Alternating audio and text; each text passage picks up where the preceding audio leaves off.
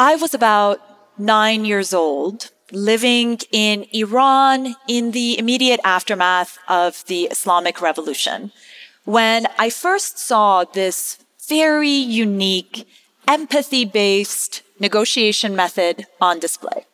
It was masterfully modeled for me by my mom, actually. We were in a marketplace in central Tehran, and I remember that I didn't have my headscarf on. In Iran, wearing a headscarf is not optional. If you're a girl over the age of 9, you have to cover your hair. But we were in the marketplace, my mom and me, and I didn't have my headscarf on. And I remember this really massive female guard coming our way. Now, maybe she seemed massive because I was a child, even small for a 9-year-old. Or maybe it was the huge Russian-style assault rifle hanging across her chest. She was so forceful in how she walked to us, loud and angry with her words, yelling at my mom about me not having a headscarf while her hand was on the grip of her rifle. The guard was morality police. A big part of their job is enforcing compliance with Islamic laws, like keeping your headscarf on. So this fist-pounding, angry person yelling at me and my mom was doing her job. I was terrified. I knew that she could arrest us and that she had the power to do it right on the spot, and we would be powerless to do anything about it unless somehow my mom negotiated her way out of the situation. I had no idea how or if she could do it. Today's negotiation trainers tell you to separate the people and the problem to come to a fair solution. Or they give you advice, such as end your sentences in an upward inflection instead of a downward inflection to sound less threatening to the other side. The weakness with these models, even some of the most prestigious curriculums at Ivy League schools and online masterclasses, is they assume both sides have equal bargaining power. In fact, a lot of these courses are taught by those who have always had the privilege of entering the negotiation from a position of strength. What if you're the much weaker party, like my mom that day in the marketplace? What if by virtue, not just of your political situation, but even just your race or your gender, your economic status, your employment position, ending your sentences in an upward inflection just makes you sound weaker? Since you don't have as much negotiating strength as your counterpart, what if your only shot of a fair solution isn't to separate the people and the problem, but to merge them together without being emotionally connected? This is where the concept of cognitive empathy comes in. So there are two broad categories of empathy, emotional and cognitive. Not a lot of people understand the distinction between the two, but grasping this difference is the key to using empathy as a negotiation tactic. Emotional empathy describes one person literally feeling the emotions of another. You see someone in distress, you feel distressed. Cognitive empathy has no such emotional connection requirement. With cognitive empathy, you are just trying to understand the feelings and thoughts of another person without forming an emotional connection. So this is a pretty significant distinction and not one that a lot of people talk about, because especially if you're coming from a place of relative powerlessness, my mom, an ordinary civilian versus armed morality guard, it's possible the last thing you want is to feel the feelings of your counterpart. Instead, what you need is to understand them and to use that information to get what you want out of the negotiation. So without knowing that it was called cognitive empathy, that day in the marketplace, my mom utilized 3 core cognitive empathy tactics. First, she labeled the emotions of her counterparts. This is called affect labeling. Second, she made very well-timed and dynamic use of silence. And third, she got her counterpart to have empathy for her. This technique is called accusation positioning. Using these 3 simple cognitive empathy techniques, even relatively powerless negotiators can get an edge the other side doesn't expect. So let's talk about them. So the first thing my mom did was turned to the armed, angry morality guard and say in a very calm, warm, downward inflection, "You seem very frustrated." So literally, she just labeled the guard's feelings, gave them a title, frustrated. This is what cognitive empathy negotiators call affect labeling. Here's how it works. There's a thing that happens to your brain when you are stressed or threatened or angry. Your amygdala, the aspect of your brain responsible for controlling your emotions, is activated, triggering a fight or flight response. Meanwhile, your frontal lobe, the part of your brain responsible for logical cognitive thought, suffers as a result. You go into what neuroscientists disparagingly call lizard brain, and your higher cognitive capabilities decrease. You are literally less smart when you are stressed out. This explains why my 9-year-old self was a complete wreck during the verbal assault. I was just completely frozen. My eyes were in fact frozen on the hand of the guard as it gripped the rifle, and my brain was just way full of anger to make sense of anything.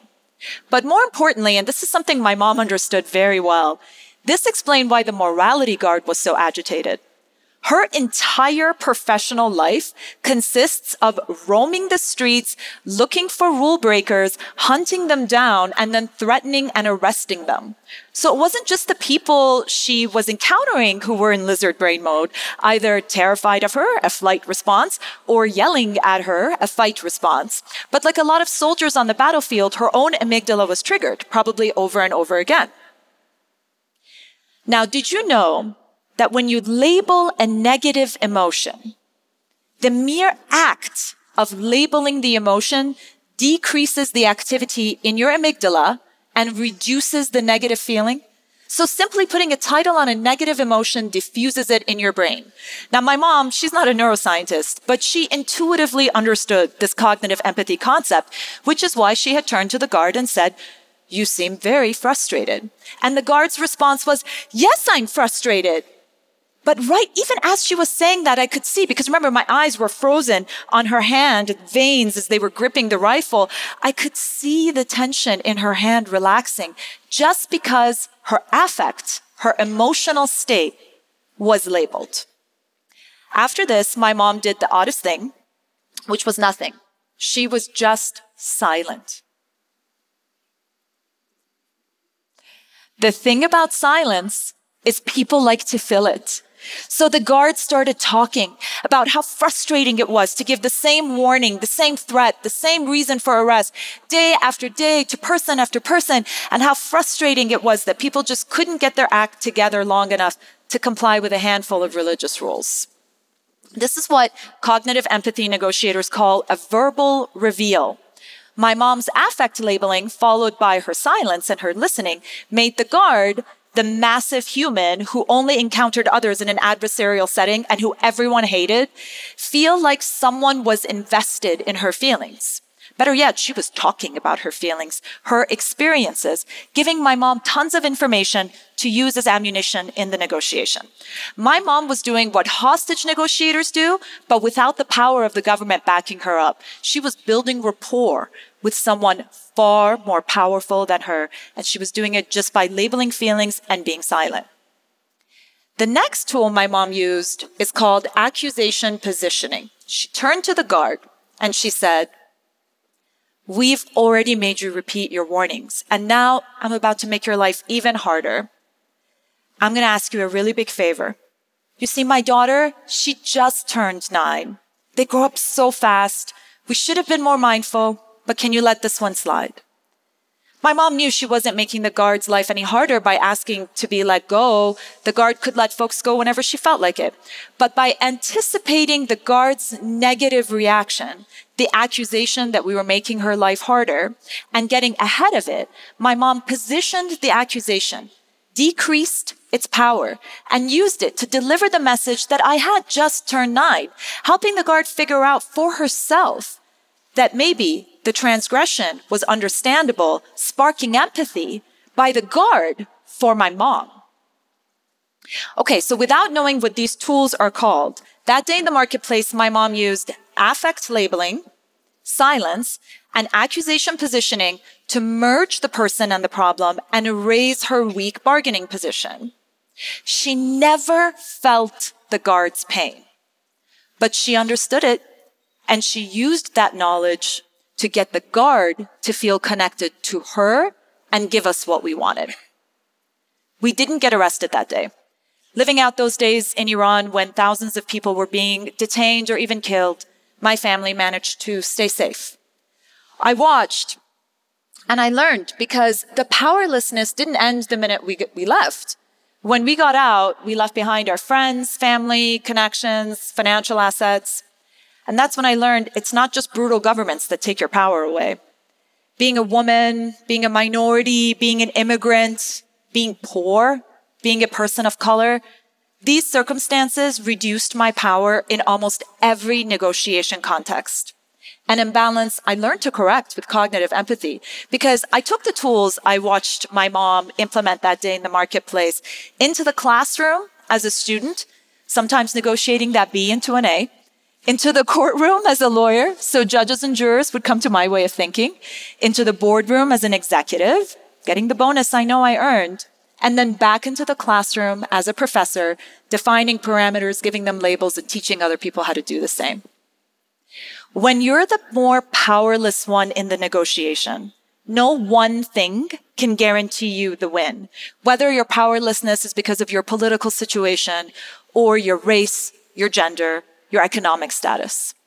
But just like my mom that day in the marketplace, you can use the 3 tools we discussed today to gain an edge and level the playing field in every context. Sometimes you can even flip the script in your favor, whether you are navigating a complex corporate world or just trying to keep your family safe. Thank you and good luck out there.